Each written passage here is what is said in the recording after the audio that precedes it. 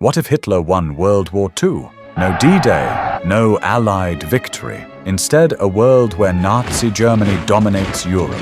It sounds like fiction, but it was closer to reality than most people realize. And that's the terrifying part, because sometimes the most important events in history are the ones that never happened.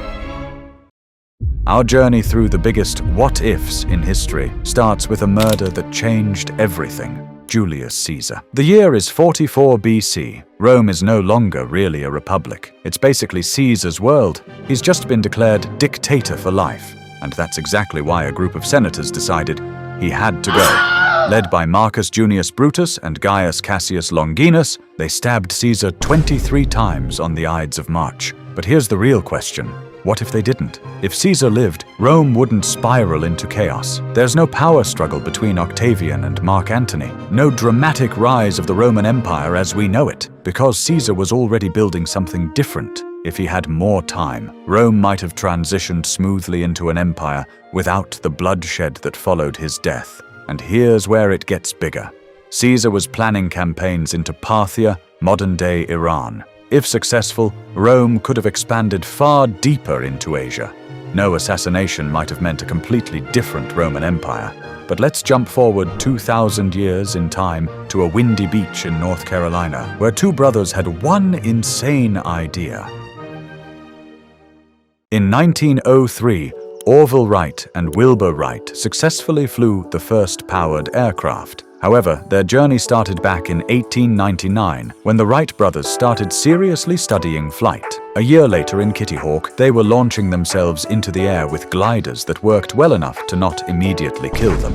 After years of crashing and rebuilding, the Wright brothers realized that to fly, you also needed to not immediately lose control and die. So they developed a system to steer the aircraft.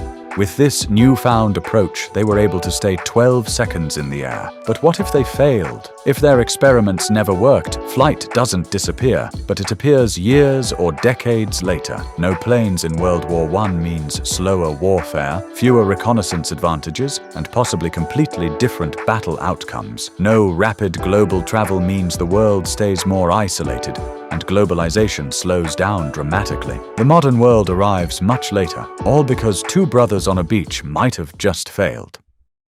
Now let's talk about an invasion that almost happened. Twice. In the 1200s, Kublai Khan, grandson of Genghis Khan, launched massive naval invasions of Japan. Both times, they failed. Not because of the Japanese, but because of the weather.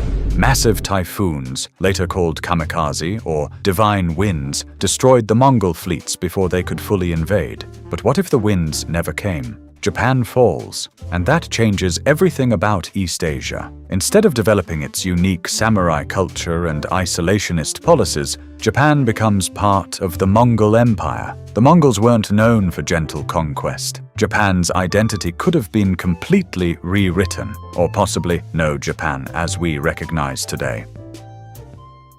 But after leaders, there was a different kind of conqueror: plagues, specifically the Black Death. In the 1300s, this pandemic wiped out an estimated 1/3 of Europe's population. But what if it never happened? At first, that sounds like a good thing. More people, less suffering. But the Black Death accidentally accelerated progress. With so many people gone, labor became scarce, and workers could demand better wages. Feudalism, the system that kept peasants in line, started to collapse. Families and institutions that survived the plague now had more resources to spend, and instead of just rebuilding what was lost, they started investing in art, science, and ideas. Without the Black Death, Europe might have stayed stuck in a feudal system for much longer. So, ironically, one of the deadliest events in history may have sped up the modern world.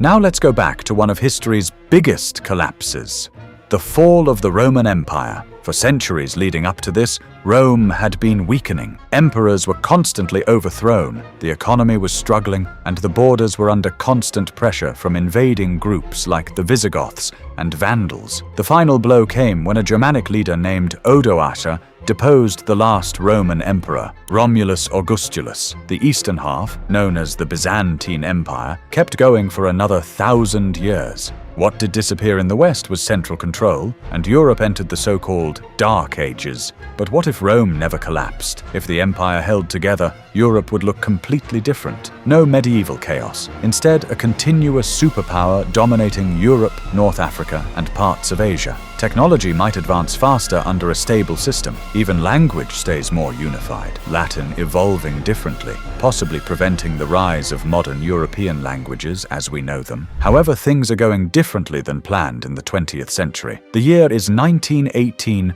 and the world is at war. On one side, the Allies. On the other, the Central Powers, led by the German Empire. In our timeline, the Allies win. But what if they didn't? If Germany won World War I, the Treaty of Versailles never happens, which means no crushing economic penalties on Germany that helped create Adolf Hitler.